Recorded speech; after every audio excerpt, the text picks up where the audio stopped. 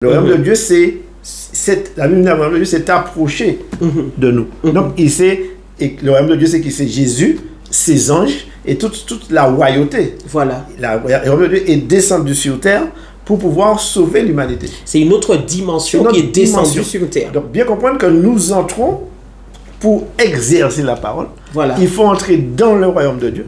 Dans une dimension de puissance. Dans une dimension de foi, d'abord, dans une dimension de vérité et de justice. Je comprends le monde, le péché, la justice et le jugement. Donc, dans ce royaume existe le jugement, dans ce royaume existe la justice, et le péché n'est pas là.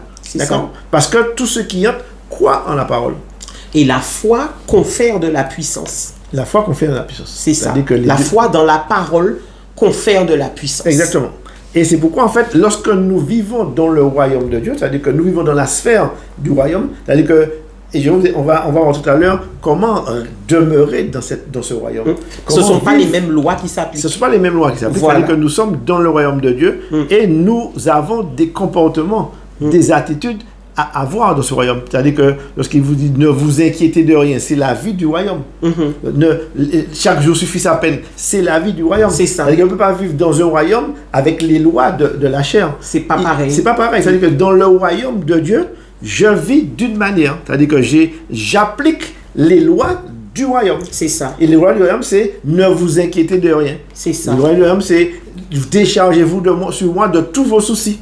C'est-à-dire que le royaume, c'est ça. Pour pouvoir exercer, être puissant dans le royaume, et pour pouvoir, comme si en fait, il existe sur la terre deux royaumes. Un visible dans lequel nous sommes, bon, on te voit, on prend notre voiture, on part, et celle invisible dans laquelle nous sommes et que nous vivons par la foi et par la parole de Dieu. On a un exemple concret avec Jésus quand il a marché sur les eaux, quand les flots étaient agités, que les disciples l'ont vu arriver. C'était deux fonctionnements de deux royaumes différents qui s'entrechoquaient l'un avec l'autre. On avait la réalité des disciples avec la mer démontée. Ça, c'était le royaume terrestre. Et puis Jésus qui est en dehors de cet espace-là et qui fonctionne dans un royaume de puissance et qui a la capacité de marcher sur l'eau. Donc c'est la loi qui s'applique pour lui à ce moment-là. C'est pas la loi de la pesanteur, c'est pas la loi terrestre où normalement tu dois couler. Tu n'es pas censé marcher sur l'eau, mais quand il se déplace à ce moment-là, c'est la loi du royaume qui s'applique. Voilà, donc en fait, pour pouvoir...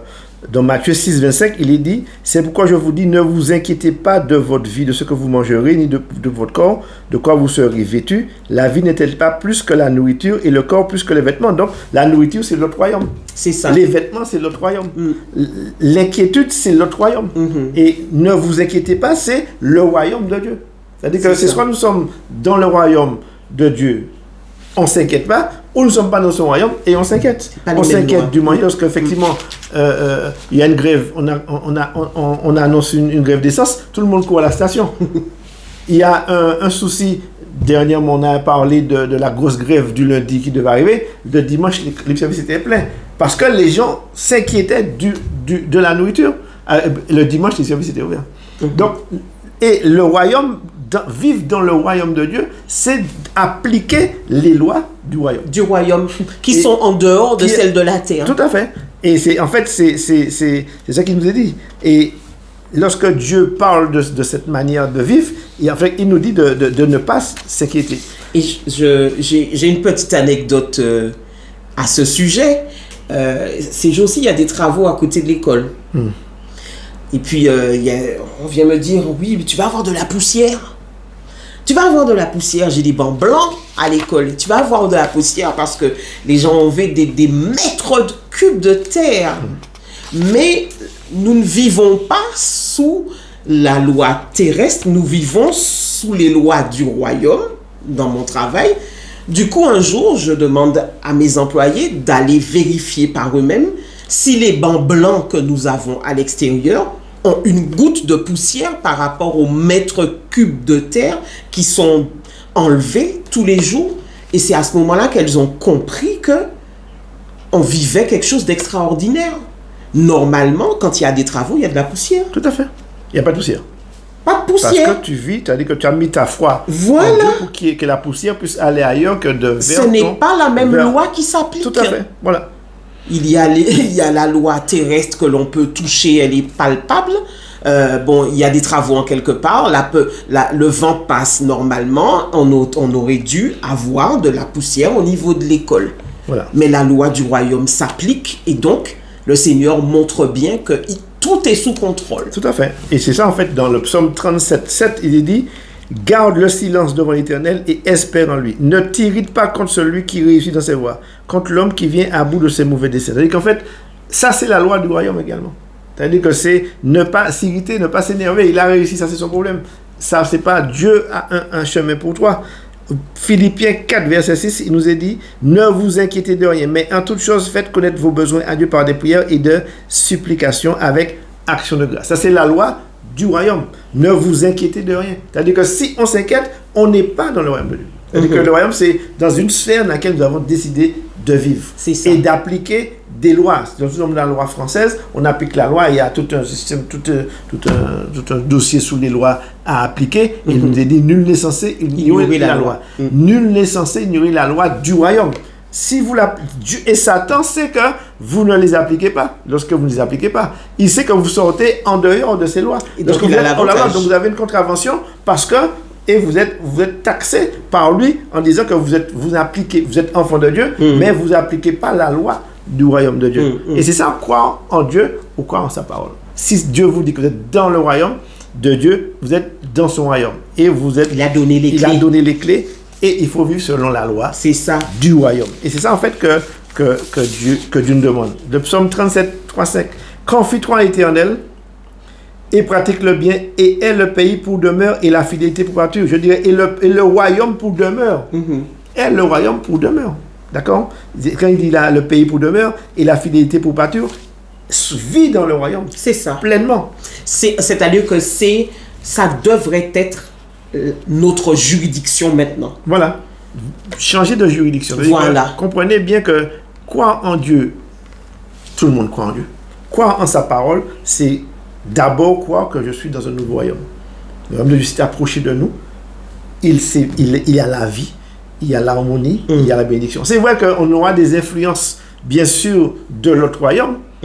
Ça va, mais ne vous inquiétez de rien. La Bible nous dit clairement tout concourt au bien de celui qui aime Dieu dans ce royaume-là. C'est ça. C'est-à-dire que ici, vous avez quelque chose, gloire à Dieu. Merci Seigneur, parce que tu vas transformer le mal.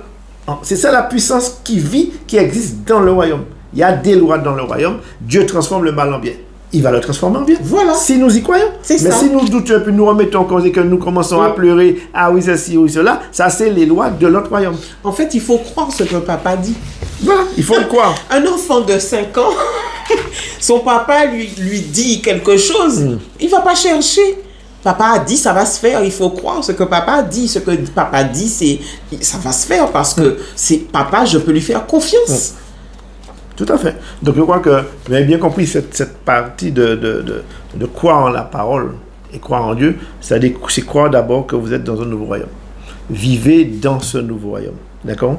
Et dans la Bible, si on prend Matthieu 6, verset 25, Jésus-Christ qui enseignait sur la montagne. Donc, il enseignait les lois de son royaume. C'est quand ça. vous allez lire quand c'est Matthieu 7, Béatitudes. les béatitudes, il enseignait les lois du royaume. C'est ça. Et c'est ça, vous relisez les béatitudes, vous allez voir les lois du royaume. Ne vous inquiétez pas pour votre vie, de ce que vous mangerez, ni de votre corps, de quoi vous serez vêtu. La vie n'est-elle pas plus que la nourriture et le corps plus que le vêtement? D'accord? C'est ça. Donc, qui de vous? C'est-à-dire que les lois du royaume, c'est ça. Relisez les béatitudes, relisez les principes même des lois de Dieu. On en avait fait toute une série de messages sur les lois de Dieu. Les lois spirituelles. Et Dieu nous donne une autre loi, la loi du royaume aujourd'hui, qui est fondamentale pour tous ceux qui veulent vivre dans le royaume de Dieu et voir la puissance de Dieu. Et dans le royaume de Dieu, il y a de la puissance, il y a de l'action, il y a de la vie. Amen.